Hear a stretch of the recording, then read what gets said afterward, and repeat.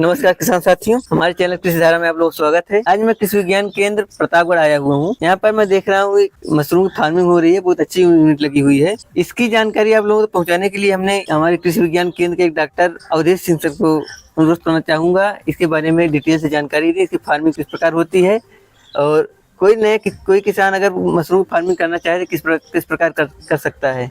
नमस्कार सर। धन्यवाद सोमेश जी। कृषि धारा के सभी दर्शकों को नमस्कार। मैं डॉक्टर अवधेश कुमार सिंह, कृषि विज्ञान केंद्र प्रतापगढ़। मशरूम की खेती करना आसान भी है और कठिन भी है, दोनों चीजें हो सकती हैं। क्योंकि मशरूम एक ऐसी फसल है जिसको हम सीजन में करते हैं, इसके लिए हमें ठंडी की आवश्यकता होती है, टेम्परेचर हमारा कम होना चाहिए। मशरूम की खेती में जमीन की अधिकता नहीं होती है। जमीन अगर आपके पास बहुत कम है, आपके पास घर ही है, तब भी आप खेती कर सकते हैं। मशरूम एक ऐसा व्यवसाय है जिसमें रिटर्न ज्यादा बेहतर है। अगर आप BCR देखेंगे, BC रेशियो देखेंगे, बेनिफिट कास्ट रेशियो, तब आप पाएंगे कि मशरूम में बेहतर तरीके से आप मुनाफा कमा सकते हैं। मशरूम उत्पादन में अगर हम बात करेंगे अलग अलग खंडों की, तो हम इसमें ये देखते हैं कि सबसे पहले हम खाद की तैयारी करते हैं, फिर मशरूम का एक स्ट्रक्चर बनाते हैं जिसमें हमें बुआई करनी है, जैसे जिसको हम खेत बोल सकते हैं कि खेत की मिट्टी को हम तैयार कर रहे हैं। वैसे ही मशरूम के लिए कंपोस्ट की तैयारी की जाती है। उसके बाद फिर मशरूम में हम बिजाई कर देते हैं। फिर कुछ दिन बाद मशरूम जो है वो तैयार हो जाता है। फिर हम उसको रेगुलर मार्केट पे तोड़ते रहते हैं और उसकी सप्लाई करते रहते हैं। ये पूरा उसका खंड है।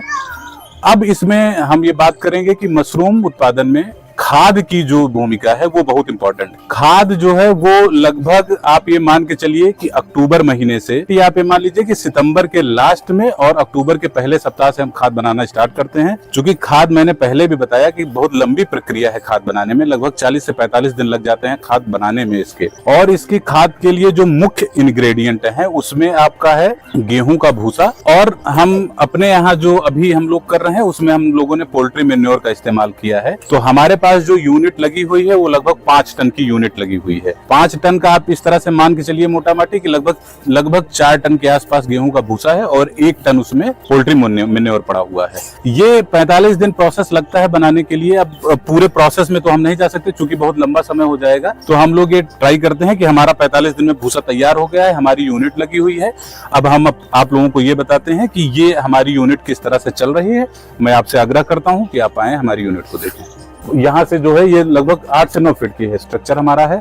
और इसकी जो लंबाई चौड़ाई है ये हमारा है, इसकी जो लंबाई है वो 30 फीट है और इसकी जो चौड़ाई है ये लगभग 25 फीट है। इस एरिया में ये मेरा पूरा स्ट्रक्चर बना हुआ है।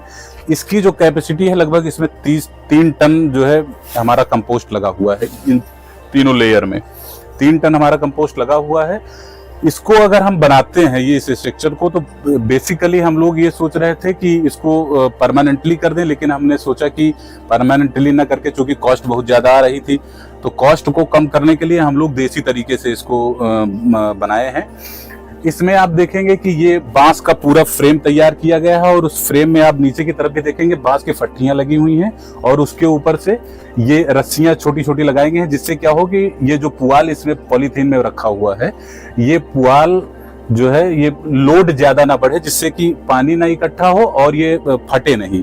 इस वजह से हम लोगों ने इस तरह से स्ट्रक्चर बना के इसमें हम लोग कर रहे हैं। बेसिकली हम लोगों का ये उद्देश्य है कि ये फार्मर सेंट्रिक हो, किसान इसको ज्यादा अडॉप्ट कर ले और वो प्रॉफिट कमा पाए। उसके बाद देखिए आप इस समय आप देख रहे हैं, इस समय जो यहाँ का टेम्परेचर है ये टेम्परेचर लगभग 17 डिग्री के आसपास हम लोगों ने मेंटेन किया हुआ है। क्या होता है कि जैसे अभी शादियों का समय चल रहा है तो हमें ज्यादा प्रोडक्शन लेना है, तो हमें क्या है एक ऑप्टिमम टेम्परेचर मेंटेन कर रहा है, लगभग 17 से लेकर 20 तक हम लोग कर लेते हैं, जिससे क्या होता है कि उत्पादन अच्छा मिल जाता है। स्पॉनिंग के टाइम पे ये थोड़ा ध्यान रखना होता है कि स्पॉनिंग के टाइम पे टेम्परेचर लगभग 25-26 डिग्री टेम्परेचर होना चाहिए, नहीं तो स्पॉनिंग में दिक्कत आती है। आप ये देख रहे हैं छोटा छोटा, आप ये देख रहे हैं मशरूम, ये सारे मशरूम ही हैं। ये बड़े वाले भी आप देख सकते हैं और ये छोटे वाले। इसकी बिजाई एक बार हो जाती है, एक बार बिजाई होने के बाद ये पूरा आपका मशरूम तैयार हो जाएगा और ये लगातार आप टाइम टू टाइम आप इसको हार्वेस्ट कर सकते हैं। और किसान भाइयों देख सकते हैं, जैसे कोई किसान अपने घर के कोने से स्टार्ट करना चाहे, घर पर थोड़ी मात्रा में करना चाहे तो कर सकता है। और दूसरा क्वेश्चन है, कोई किसान बड़े लेवल में करना चाहे वो कैसे करेगा? देखिए मशरूम एक ऐसी खेती है, कोई भी अपने घर पे कर सकता है, अपने कमरे में कर सकता है, ठीक है। उसके लिए अलग अलग तरीके हैं, जैसे हमने बताया कि एक तरीका ये है। दूसरा तरीका हमारे यहाँ है कि हम लोगों ने एक पॉली बैग ले रखा है।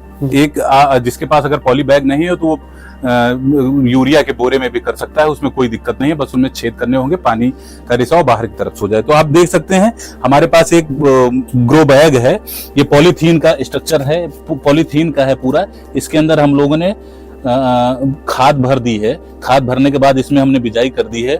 इसको बस खाली है टेम्परेचर को मेंटेन करना है, तो ये टेम्परेचर आराम से मेंटेन हो जाती है। आप देख सकते हैं ये अभी कम है, लेकिन इसमें आप देखेंगे कि बहुत अच्छे तरीके से हुआ है। अगर कोई एक 4 आदमी 5 आदमी का परिवार है तो एक बैग या 2 बैग आप लगा सकते हैं। लगाने के बाद आप बेहतर तरीके से इसको हार्वेस्ट कर सकते हैं, तो उसके घर के खाने के लिए आराम से हो जाएगा। और अगर हम हाईटेक की बात करेंगे तो देखिए ये तो एक किसान ओरिएंटेड है कि अगर मान लीजिए कोई किसान मशरूम उत्पादन करना चाहता है तो इस तरह से कर सकता है। अगर हम हाईटेक की बात करते हैं तो इसी स्ट्रक्चर को हम परमानेंट क्रिएट कर सकते हैं। उसके लिए आपको एक स्ट्रक्चर की जरूरत होगी, उसके साथ साथ आपको एक जरूरत होगी, जैसे ये ऑफ सीजन में अगर हम बात करेंगे तो ऑफ सीजन में हमें इसको घर को कूल रखना है, तो उसके लिए हमें एयर कंडीशन की जरूरत होगी। हमारा दीवार और हमारा ये फोम इस तरह से हो जो कि ठंडी को एब्जॉर्ब करता हो, इस तरह से ना हो कि टेम्परेचर हमारा अगर भग रहा है तो उसको मेंटेन ना कर पाए।